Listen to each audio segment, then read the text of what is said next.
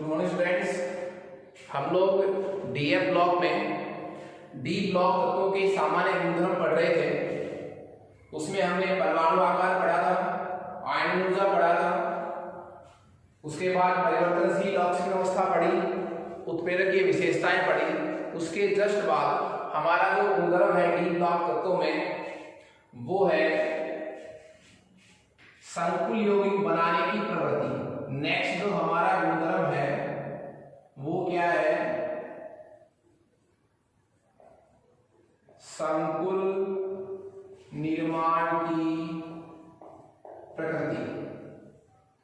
कहने का मतलब क्या होगा कि जो डी ब्लॉक वाले तत्व हैं जिन्हें मैं संक्रमण तत्व भी कहता हूं, उनमें संकुल यौगिक बनाने की प्रवृत्ति पाई जाती है।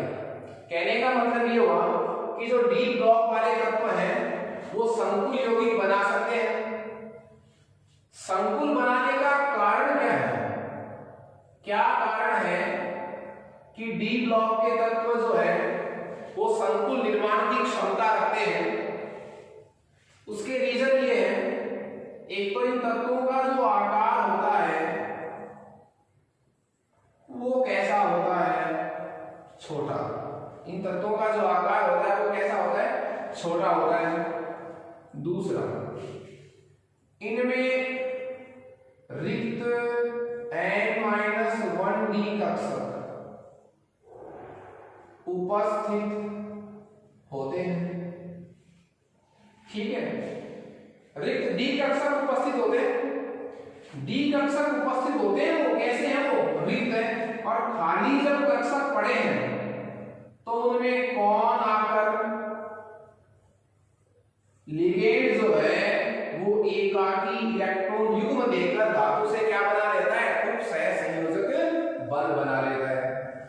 तो रिक्त डी कक्षक की उपस्थिति के कारण लिगेंड इन धातु आयन के रिक्त कक्षकों में एकाकी इलेक्ट्रॉन युग्म देकर धातु से क्या बना लेगा? उपसहसंयोजक बंध। और जिन यौगिकों में उपसहसंयोजक बंध होता है वो यौगिक क्या कहलाते हैं? संकुल यौगिक। तीसरी जो सबसे खास बात है, इनमें जो N-1D कक्षक,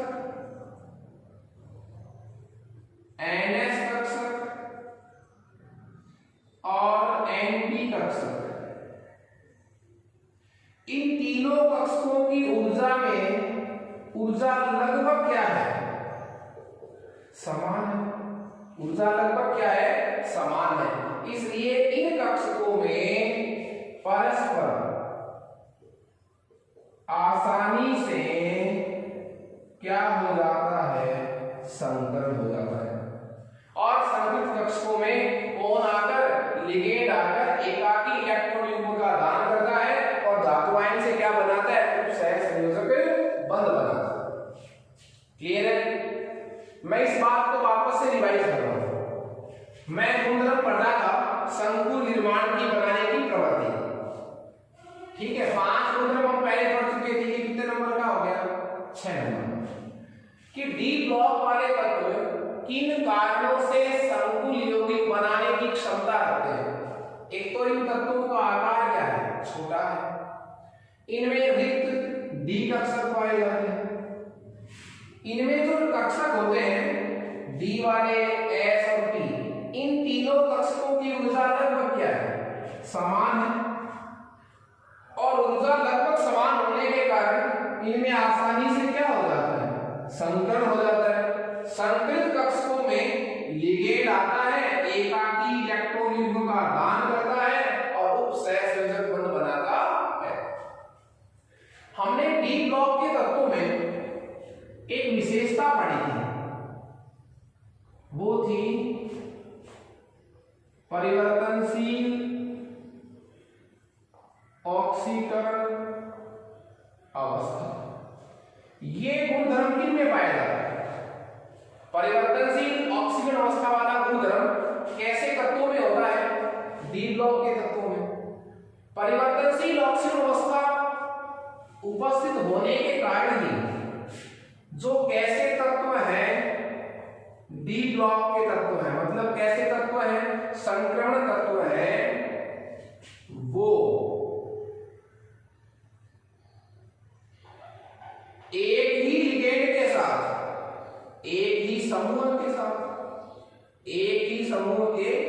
साथ कैसे भिन्न भिन्न यौगिक बनाते हैं, किस वजह से।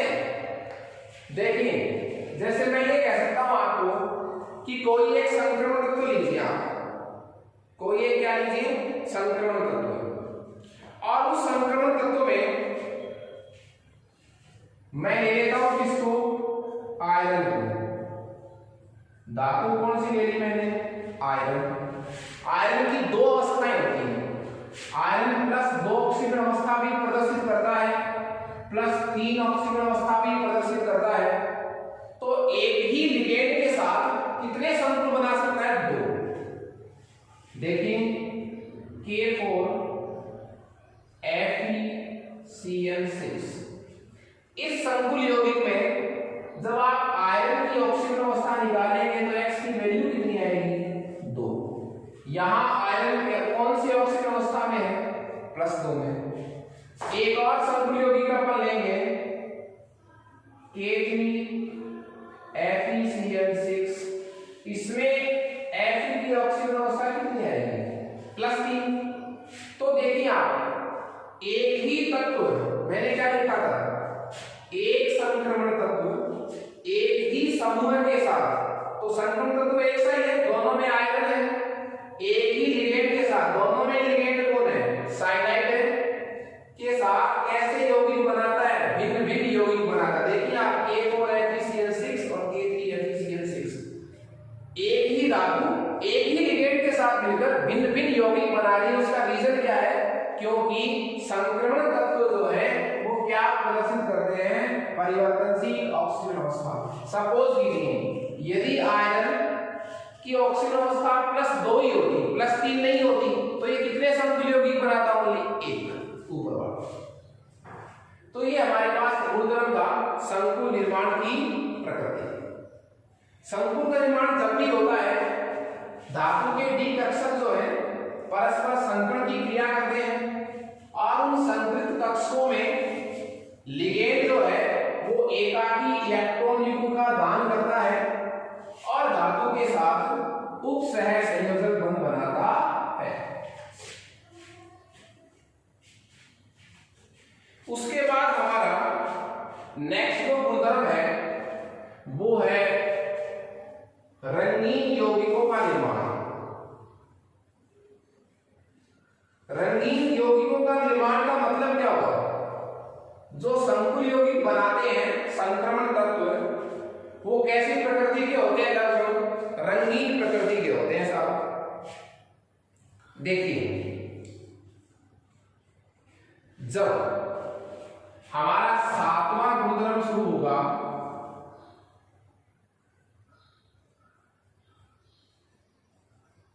रंगीन यौगिकों का निर्माण, रंगीन यौगिकों का निर्माण कौन करते हैं, निर्माण ये करते हैं कौन, संक्रमण तत्व। संक्रमण तत्व रंगीन प्रकृति प्रदर्शित करते हैं। उसका रीजन क्या है, क्योंकि संक्रमण तत्वों में जो डी कक्षक होते हैं, जो कौन होते हैं, डी कक्षक, वो कैसे होते हैं साहब, रिक्त होते हैं, कुछ रिक्त होते हैं कुछ भरे रहते हैं। जब इनके डी कक्षकों के पास कौन बंध बनाएगा, लिगेंड बंध बनाने के लिए आता है, तो इन डी कक्षकों की ऊर्जा पहले तो समान रहती है, पांचों डी कक्षकों की ऊर्जा पहले क्या रहती है, समान। तो नाम क्या निकालते हैं, समभ्रंश डी कक्षक, डी जनरेटेड डी ऑर्बिटल। समभ्रंश डी कक्षक किसको कहा गया है, धातु के संक्रमण तत्वों के जो रिक्त क्या है, डी कक्षक, कुछ भरे हुए कुछ खाली, मतलब कितने डी कक्षक होते हैं, टोटल 5। तो संक्रमण तत्वों में जो डी कक्षक है 5, वो जब तक उनसे लिगेंड नहीं आता है जुड़ने के लिए, तब तक उन पांचों की ऊर्जा क्या रहती है, समान। तो इस अवस्था को क्या बोलते हैं कि ये समभ्रंश डी कक्षक है, समभ्रंशता इनमें पाई जाती है। लेकिन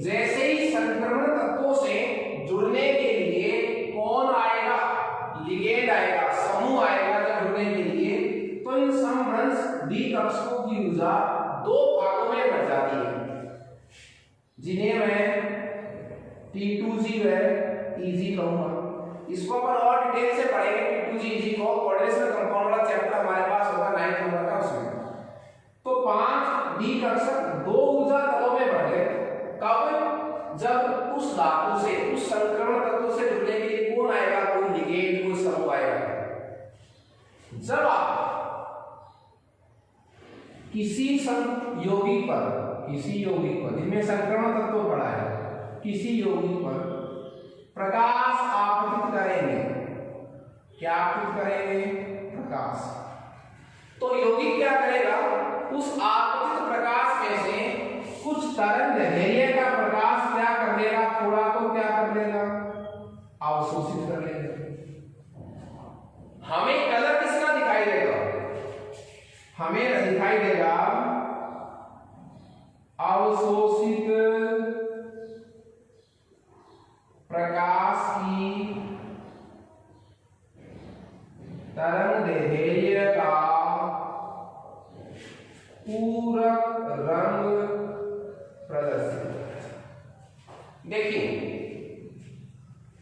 जो मेन बात की वो यही है, जब किसी यौगिक पर प्रकाश आपतित करेंगे, प्रकाश डालेंगे, तो यौगिक प्रकाश का कुछ भाग तो क्या करेगा? अवशोषित कर लेगा।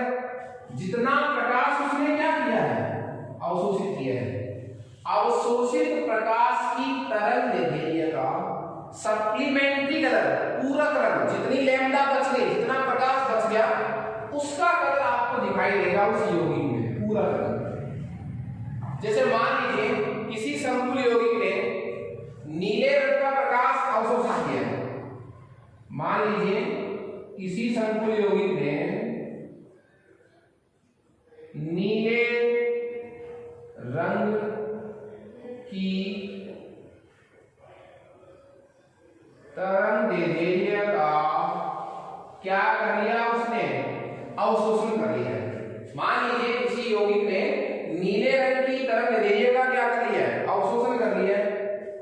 तो अब जो प्रकाश दिखाई देगा उस यौगिक के द्वारा, वो कैसा दिखाई देगा? पीला, क्योंकि नीले का सप्लीमेंट्री कलर कौन सा है? पीला। हर रंग का सप्लीमेंट्री रंग है, पूरक रंग है। तो कहने का मतलब क्या हुआ? यौगिक जितना प्रकाश क्या कर लेगा?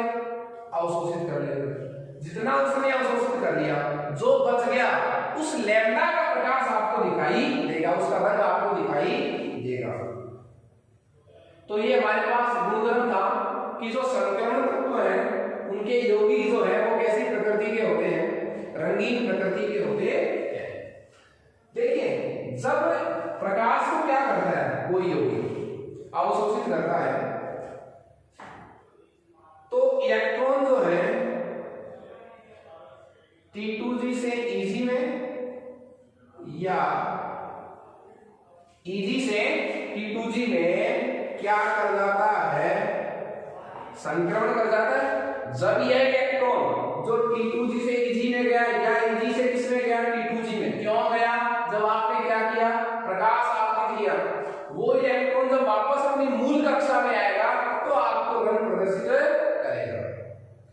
तो कहने का मतलब ये हुआ, सारे इस पूरे टॉपिक का यदि सारांश में लिखूं तो एक प्रश्न यहां से हम लिख सकते हैं डायरेक्ट कि संक्रमण तत्व रंगीन होते हैं। क्यों? क्योंकि उनमें इलेक्ट्रॉन का dd संक्रमण पाया जाता है। इलेक्ट्रॉन का क्या पाया जाता है? dd संक्रमण। इस dd संक्रमण में देखिए, सबसे जो मेन बात यह है कि दोनों तरफ dd लिखा हुआ है, क्योंकि T2G और Eg दोनों ही किसके पार्ट हैं? D के। तो संक्रमण तत्वों के आयनों का रंगीन होना इस वजह से होता है, dd संक्रमण की वजह से। इलेक्ट्रॉन जब T2G से किसमें जाता है? Eg में, या Eg से T2G में। क्यों जाता है? प्रकाश के आपतित होने से। तो जब ये वापस अपनी मूल कक्षा में आएगा तो आपको रंग दिखाएगा। कौन सा रंग दिखाएगा? पूरक रंग। पूरक किसका? जितना उसने क्या कर दिया? अवशोषित। अब जो बच गया उसका आपको इधर शो होगा। क्लियर है? उसके बाद नेक्स्ट हमारा गुणधर्म है संक्रमण तत्वों में, वो है मिश्र धातुओं का निर्माण।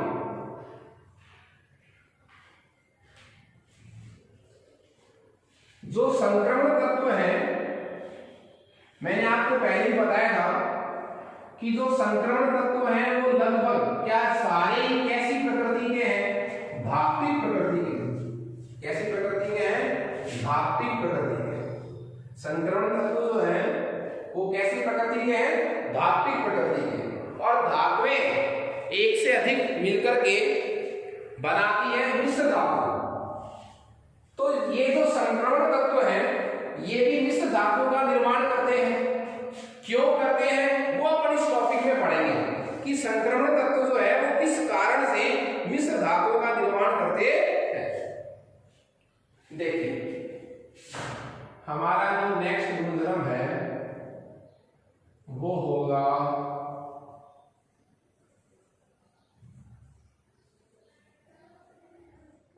मिश्र धातुओं का निर्माण। मिश्र धातुओं का निर्माण कौन करते हैं? संक्रमण तत्व। ठीक है, देखिए संक्रमण तत्व मिश्र धातु का निर्माण करते हैं। उसका जो मुख्य रीजन है वो किसमें पड़ा है? उनके आकार में। संक्रमण तत्वों का जो आकार होता है उनमें ज्यादा अंतर नहीं होता। मतलब आकार कैसा रहता है? साहब लगभग समान। लगभग समान आकार के कारण कौन सी धातुएं, संक्रमण धातुएं परस्पर क्या हो जाती है? प्रतिस्थापित हो जाती है और क्या बनाती है? मिश्र धातुओं का निर्माण करती है। संक्रमण तत्वों का जो आकार है वो लगभग कैसी प्रकृति का बता रहा हूं मैं? समान आप बता रहा हूं। संक्रमण तत्वों का आकार लगभग समान होता है। इस वजह से इन तत्वों की क्रिस्टलीय संरचना में ये धातुएं परस्पर एक दूसरे को क्या कर देती हैं? प्रतिस्थापित कर देती हैं और मिश्र धातुओं का निर्माण करती है। बनी हुई जो मिश्र धातु है वो कठोर होती है, अधिक गलनांक होती है। तो अधिक कठोरता, अधिक गलनांक हो जाता है किसमें? मिश्र धातु में। कुछ एग्जाम्पल हम इसमें दे सकते हैं मिश्र धातु में। जैसे आपके पास पीतल है, मिश्र धातु में पीतल, कांसा इंपॉर्टेंट है, ये और भी इंपॉर्टेंट है, स्टेनलेस स्टील। लोहे में विभिन्न धातुओं को मिलाकर अलग अलग प्रकार की क्या बनाई जाती है? स्टील बनाई जाती है। मैंने स्टेनलेस स्टील में क्या क्या तत्व आते हैं? आयरन, क्रोमियम और निकेल। इनकी प्रतिशत मात्रा अलग अलग होती है क्योंकि तत्व तीन होते हैं। कौन कौन से? आयरन, क्रोमियम और निकेल। पीतल में ये तो आपके पढ़े हैं वैसे, कॉपर प्लस जिंक मिलकर क्या बनाता है? पीतल मिश्र धातु बनाते हैं। तो इस पूरे गुणधर्म में आपको एक बात याद रखनी है, क्या कारण है कि संक्रमण तत्व जो है वो किसका निर्माण करते हैं? मिश्र धातु का निर्माण करते हैं। उसका रीजन क्या है? क्योंकि संक्रमण तत्वों का आकार लगभग क्या होता है? समान। समान आकार के कारण ये धातुएं क्रिस्टलीय संरचना में एक दूसरे को क्या कर देती है? प्रतिस्थापित कर सकती है। इसलिए क्या बनाती है? मिश्र धातु का निर्माण करती है। बनने वाली मिश्र धातु अधिक कठोर, अधिक गलनांक वाली होती है। इसके बाद नेक्स्ट हमारा रहेगा 9 नंबर का गुणधर्म,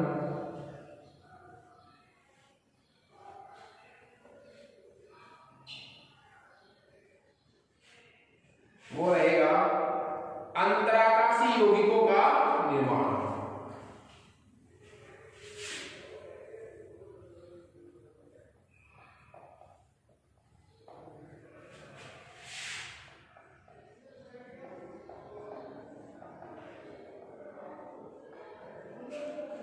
अंतराकाशी यौगिकों का निर्माण। देखिए अंतराकाशी यौगिक निर्माण आपने पहले भी पढ़ा था।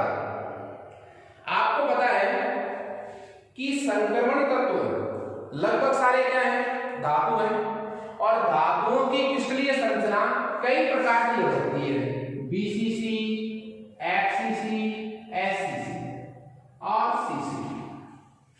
ये धातुओं की कुछ क्रिस्टल टाइप संरचनाएं हैं। धातुओं की क्रिस्टल संरचना में कितना भी अवयवीकरण कितना हो जाए, न्यूनतम संकुलित हो जाए, निबिड़ संकुलित हो जाए, फिर भी कुछ स्थान क्या रहता है, रिक्त रहता है। इन सूक्ष्म रिक्त स्थानों को क्या कहते हैं, अंतराकाश कहते हैं या अंतराकाशी स्थान कहते हैं। इन अंतराकाशी स्थानों में छोटे आकार के परमाणु जैसे हाइड्रोजन, कार्बन, नाइट्रोजन, बोरॉन वगैरह कौन कैसी प्रकृति वाले, अधातु प्रकृति वाले, इन अंतराकाशी स्थानों में स्थान ग्रहण कर लेते हैं, तो बनने वाला यौगिक क्या कहलाएगा, अंतराकाशी यौगिक। वापस से समझिए, जब कोई संक्रमण तत्व है, किसी संक्रमण तत्व में मतलब किसी धातु में जो क्या हो संक्रमण तत्व वाली हो, उसमें धातु के परमाणु कितना भी संकुलित हो जाए, न्यूनतम ठोसों में भी रिक्त स्थान शेष रहता है, हमने फर्स्ट चैप्टर में पढ़ा था। ठोसों में क्रिस्टलीय संरचना में कितना भी संकुलित हो जाए, फिर भी संकुलन क्षमता जो है वो 100% नहीं हो पाएगी। हमने पढ़ा था एससीसी में 54, एफसीसी में 74 और बीसीसी में 68। तो इतना, इसका मतलब क्या हुआ, 74 मैक्सिमम है, इसका मतलब क्या हुआ 26%। अब भी क्या स्पेस बच रखा है। तो धातुओं की क्रिस्टलीय संरचना में, कौन से धातुओं की क्रिस्टलीय संरचना में, संक्रमण तत्वों डी ब्लॉक की धातुओं की क्रिस्टलीय संरचना में अधिकतम संकुलन के बाद भी रिक्त स्थान क्या रहता है, शेष रहता है, जिसे मैं क्या कहूंगा, अंतराकाश। और इस अंतराकाश में छोटे आकार के जो परमाणु हैं वो स्थान ग्रहण कर लेंगे, और वो भी कैसी प्रकृति वाले, अधातु प्रकृति वाले, जैसे कौन, हाइड्रोजन, कार्बन, नाइट्रोजन। अब इन सूक्ष्म स्थानों में जब ये छोटे परमाणु आ जाते हैं, तो अब वो धातु अकेली धातु नहीं है, कैसा यौगिक कहलाएगा बताओ, अंतराकाशी यौगिक। और अंतराकाशी यौगिक में चालकता सुरक्षित रहती है, यौगिक जो है वो रासायनिक रूप से निष्क्रिय हो जाता है, गलनांक बढ़ जाता है, कठोरता बढ़ जाती है। क्यों बढ़ जाती है, क्योंकि जो स्पेस है वो क्या हो गया, वापस से बुक हो गया। तो अंतराकाशी यौगिकों के कुछ गुणधर्म मैंने आपको पहले भी बताए हैं। एक तो क्या बढ़ जाएगी, इसकी कठोरता बढ़ जाती है, चालकता सुरक्षित रहेगी, गलनांक बहुत बढ़ जाएगा, और रासायनिक रूप से क्या रहेंगे, निष्क्रिय रहेंगे। तो ये 9 नंबर का गुणधर्म था संक्रमण तत्वों में। इसके बाद हमारा लास्ट गुणधर्म है जो हम डिस्कस करेंगे संक्रमण तत्वों के बारे में, वो हमारा है चुंबकीय गुण।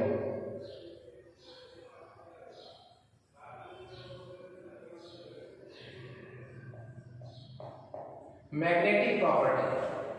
कौन से तत्वों के बारे में पढ़ रहे हैं, संक्रमण तत्वों के बारे में पढ़ रहे हैं। देखिए,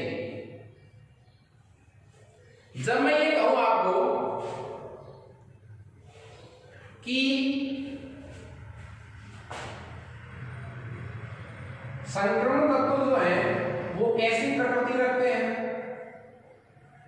चुंबकीय प्रकृति रखते हैं। ये प्रवृत्ति उनमें किस वजह से आई है, वो आई है एल्यूमिनियम इलेक्ट्रॉन की उपस्थिति के कारण, एल्यूमिनियम इलेक्ट्रॉन की उपस्थिति के कारण। क्योंकि जो एल्यूमिनियम इलेक्ट्रॉन होता है वो एक किसकी भांति व्यवहार करता है, छोटे चुंबक की तरह व्यवहार करता है। कौन, एल्यूमिनियम इलेक्ट्रॉन। आपको पता है जो इलेक्ट्रॉन होता है उसकी 2 प्रकार की गति होती है साहब। एक तो कक्षीय गति, नाभिक के चारों तरफ कक्षा में गति, एक स्वयं की अक्ष पर गति, जिसको मैं क्या कहूंगा, चक्रण गति। कक्षीय गति और चक्रण गति। कक्षीय गति और चक्रण गति के कारण एल्यूमिनियम इलेक्ट्रॉन जो है वो किसकी तरह व्यवहार करेगा, एक छोटे चुंबक की तरह व्यवहार करेगा, इसलिए यौगिक जो है वो चुंबकीय प्रकृति का हो जाता है। तो कहने का मेरा मतलब ये हुआ कि किसी यौगिक के चुंबकीय होने में दो चीजों का योगदान है, कक्षीय गति का, इलेक्ट्रॉन की कैसी गति का, चक्रण गति का। तो कुल जो चुंबकीय आघूर्ण म्यू है वो इन दोनों के योग के बराबर होता है। बोर मैग्नेट्रॉन, चुंबकीय आघूर्ण की इकाई क्या है, बोर मैग्नेट्रॉन, बोर मैग्नेट्रॉन। तो किसी यौगिक के चुंबकीय आघूर्ण में किन दो आघूर्णों का योग होता है, कक्षीय गति के कारण आघूर्ण और चक्रण गति के कारण आघूर्ण, दोनों का योग ही उस यौगिक का कुल क्या होता है, चुंबकीय आघूर्ण होता है। लेकिन देखिए आपको पता है जो कैसे तत्व होते हैं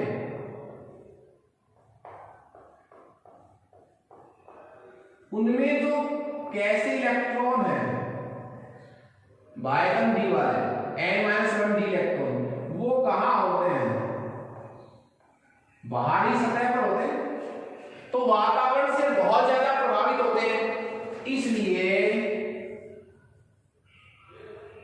कक्षीय गति जो है वो बहुत ज्यादा क्या हो जाती है, सीमित हो जाती है, हो नहीं पाती है। इसलिए कक्षीय गति के कारण होने वाले कैसे चुंबकीय आघूर्ण, कक्षीय चुंबकीय आघूर्ण जिसको मैं म्यू एन से डिनोट करता हूं, उसको मैं क्या मान सकता हूं, निरस्त मान सकता हूं, नगण्य मान सकता हूं। तो कुल चुंबकीय आघूर्ण किसके बराबर हो गया, म्यूएस। इस बात को अपन वापस से समझेंगे।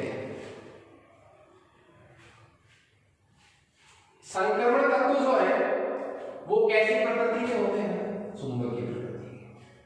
क्यों, क्योंकि संक्रमण तत्वों में एल्यूमिनियम इलेक्ट्रॉन उपस्थित होते हैं और एल्यूमिनियम इलेक्ट्रॉन यदि बड़ा है तो उस वह यौगिक किसकी तरह व्यवहार करने लग जाता है, छोटे चुंबक की तरह, इलेक्ट्रॉन भी छोटे चुंबक की तरह व्यवहार करने लग जाता है। क्यों, क्योंकि इलेक्ट्रॉन की दो प्रकार की गति होती है, कक्षीय गति और चक्रण गति।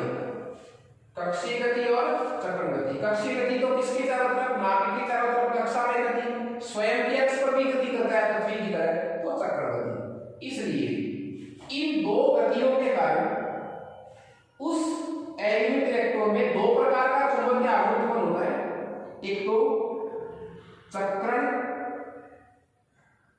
और एक कक्षीय और चक्रण आघूर्ण। तो किसी पदार्थ का कुल चुंबकीय आघूर्ण इन दोनों आघूर्णों के योग के क्या होता है, बराबर होता है। इसलिए मैं कह रहा था कि यदि क्या बड़ा है एल्यूमिनियम इलेक्ट्रॉन तो उस यौगिक में चुंबकीय प्रवृत्ति उत्पन्न हो जाती है। क्यों, उस एल्यूमिनियम इलेक्ट्रॉन के जो पड़ा है उस तत्व में क्या पड़ा है, जो एल्यूमिनियम इलेक्ट्रॉन वो किसकी तरह व्यवहार करने लग जाता है, छोटे चुंबक की तरह व्यवहार करने लग जाता है। छोटे चुंबक की तरह क्यों, क्योंकि इनकी गति के कारण इसमें क्या उत्पन्न होता है, चुंबकीय आघूर्ण। तो सूत्र तो क्या होना चाहिए था, ये होना चाहिए म्यू बराबर mu L plus mu S bore magnetron. परंतु हम चूंकि पढ़ क्या रहे हैं, संक्रमण तत्व, संक्रमण तत्वों में जो n-1d इलेक्ट्रॉन है वो लगभग कहां होते हैं, भारी सतह पर, वातावरण से बहुत ज्यादा प्रभावित होते हैं, उनकी कक्षीय गति सीमित हो जाती है, नाभिक की चारों की जो गति होती है वो गति से लिमिट हो जाती है, वो कम हो पाती है। इसलिए कक्षीय गति के कारण होने वाला चुंबकीय आघूर्ण कौन सा, कक्षीय चुंबकीय आघूर्ण, जिसको मैं म्यू से बताता हूं, वो लगभग क्या माना जा सकता है, नगण्य माना जा सकता है।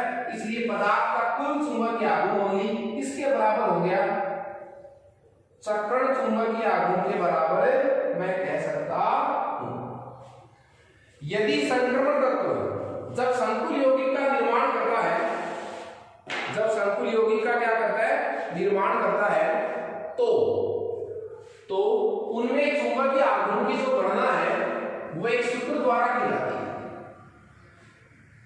संकरण तत्वों के द्वारा बनाए गए जो संकुल यौगिक हैं उनमें चुंबकीय आघूर्ण की गणना हम निम्न सूत्र द्वारा कर सकते हैं।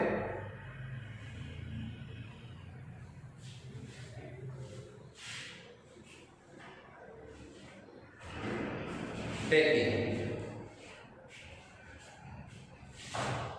सूत्र है, सूत्र काय का है,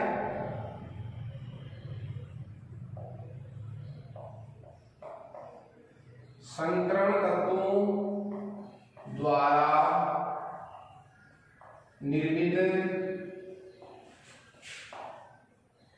संकुल यौगिकों में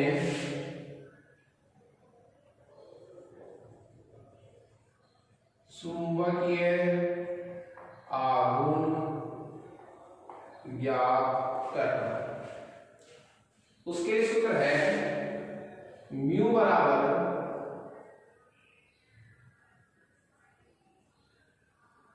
n प्लस 2 का होल रूट बोर मैग्नेटॉन।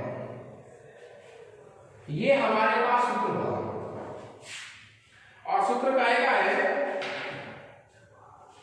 कि जब संकरण तत्व संकुल यौगिक बनाते हैं, जब संकरण तत्व क्या बनाते हैं, संकुल यौगिक बनाते हैं, उन संकुल यौगिकों में आप अयुग्मित इलेक्ट्रॉन की संख्या के आधार पर उस धातु का चुंबकीय आघूर्ण निकाल सकते हैं। किसके बेस पर? यहां n क्या है, अयुग्मित इलेक्ट्रॉन की संख्या। तो आप अयुग्मित इलेक्ट्रॉन की संख्या के बेस पर उस यौगिक के चुंबकीय आघूर्ण की गणना कर सकते हैं।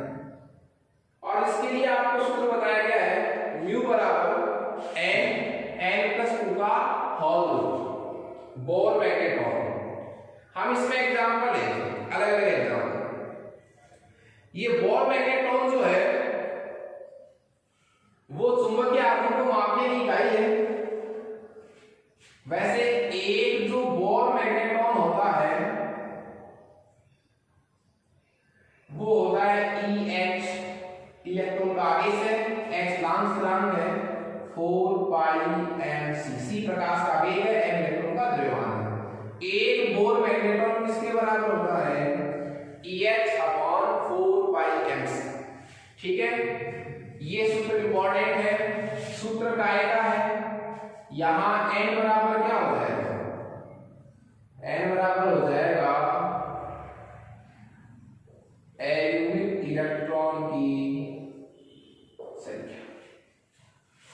मैं वापस से आपको रिवाइज कर रहा हूं, ये जो मैंने सूत्र लिखा है ये काय का है।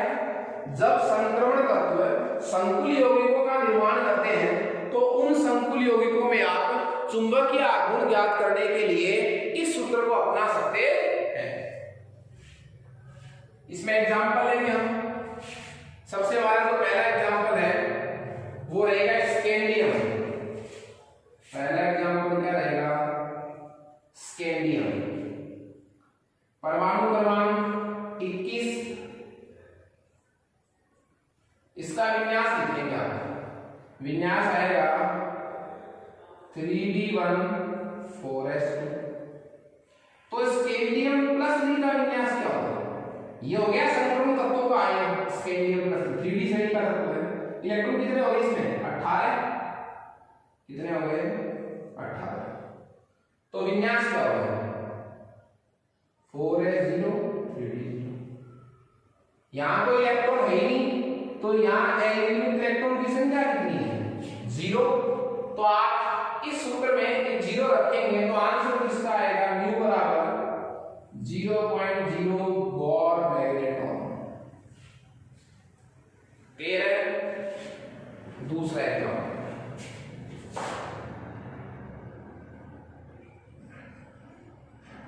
Copper plus 2 ion. कॉपर, देखिए इसमें प्रश्न पूछने के दो तरीके हैं।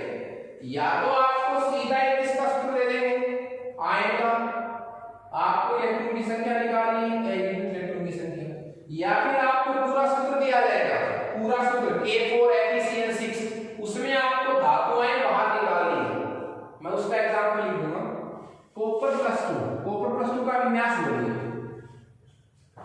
कितने नंबर पर आता है? 29 पर।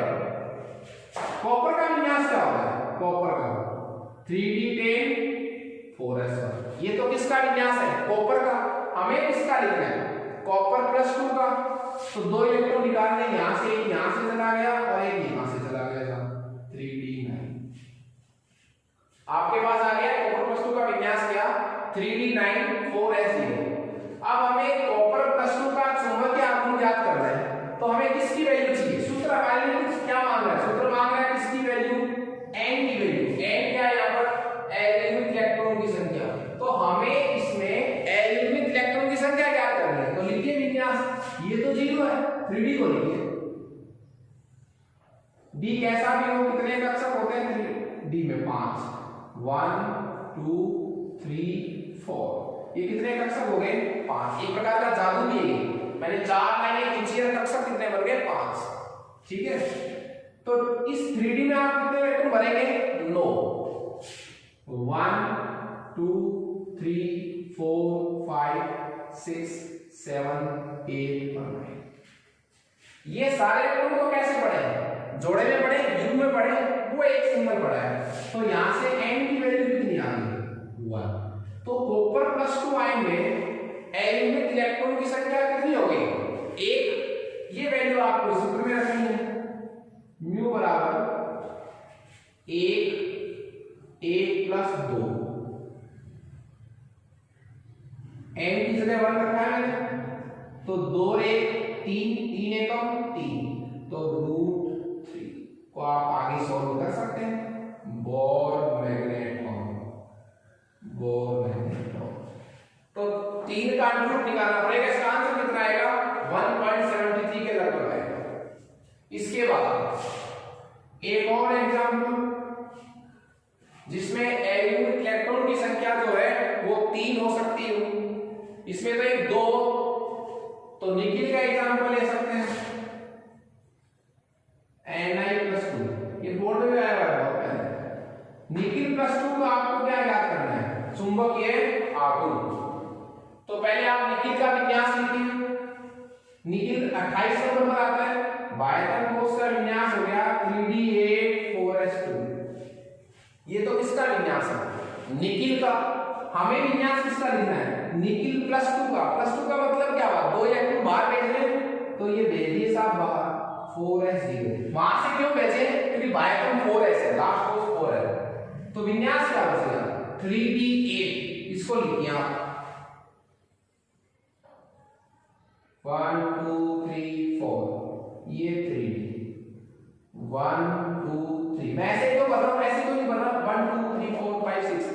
ऑफ्बो का सिद्धांत लग रहा है कि एक ही उपकोष के सभी कक्षकों में तब तक इलेक्ट्रॉन का युग्मन नहीं होता जब तक कि उन सभी कक्षकों में एक एक इलेक्ट्रॉन नहीं आ जाए। तो 1 2 3 4 5 6 7 8। यहां बताइए आप इलेक्ट्रॉन कितने आ गए? 2 1 और 2। तो इस तरह जब आपको कोई धातु आयन दिया जाए, उसका चुंबकीय आघूर्ण पूछा जाए, तो आप उस धातु आयन का विन्यास लिखिए, इलेक्ट्रॉन की संख्या इस तरह से देख लें आप कि कितने इलेक्ट्रॉन बच रहे हैं सिंगल। यहाँ 1 बच रहा है, यहाँ कितने बच रहे हैं? 2। तो n की वैल्यू कितनी आ गई? 2। तो आप सूत्र में रख दें म्यू बराबर 2 2 प्लस 2 बोर मैग्नेट्रॉन। तो देखिए 2 2 4 4 दूनी 8 8 का रूट आ गया साहब बोर मैग्नेट्रॉन। √8 को आप सॉल्व कर सकते हैं। तो आंसर लगभग कितना आएगा? 3 तो आ नहीं पाएगा क्योंकि 9 का रूट कितना होगा? 3। तो लगभग 2.83 के आसपास का आंसर आएगा। ठीक है, मैंने आपको इस सूत्र को सोल्व करने के 2 तरीके के क्वेश्चन बताए थे कि पहला तरीका तो क्या होगा, इसमें डायरेक्ट आपको सीधा आयन दिया जाएगा, जैसे मैंने दिए थे स्कैंडियम प्लस 3 का चुंबकीय आघूर्ण ज्ञात करो, कॉपर प्लस 2 का चुंबकीय आघूर्ण ज्ञात करो इसी पैटर्न से, निकिल प्लस 2 का चुंबकीय आघूर्ण ज्ञात करो इसी पैटर्न से। एक तरीका क्या हो सकता है? एक तरीका हो सकता है कि आपको सूत्र दिया जाए किस तरह, NiCl4 2- संकुल यौगिक दिया मैंने NiCl4 2-, इसमें निकिल का चुंबकीय आघूर्ण लगाओ, किसका, धातु का चुंबकीय आघूर्ण लगाओ, तो आप इसमें ऑक्सीजन अवस्था निकालो, किसकी, निकिल की। तो निकिल की जगह क्या मान लो x, एक साइनाइड पर कितना आवेश होता है, -1, तो 4 पर कितना हो गया, -4 इक्वल टू बाहर कितना है, -2, तो x की वैल्यू कितनी आ गई, 2। x किसको माना था, निकिल को, तो हमारे पास निकिल की ऑक्सीडेशन स्टेट कितनी आ गई, +2। अब आप वही पैटर्न अपना सकते हैं जो मैंने यहां लिखा है। तो डायरेक्ट आपको क्या दिया जा सकता है, निकिल +2, या फिर आपको कोई संकुल यौगिक दिया जा सकता है, उसमें से आपको अलग से धातु निकाल के उसका विन्यास निकालना पड़ेगा। ठीक है, तो इस तरह हमारा ये डी ब्लॉक जो है वो कंप्लीट हो गया है। चुंबकीय गुणों की प्रकृति के आधार पर आप यौगिकों को कुछ तरीके में बांट सकते हैं, जैसे अनुचुंबकीय, लौह चुंबकीय, प्रतिलोह है, प्रतिलघु लोह चुंबकीय।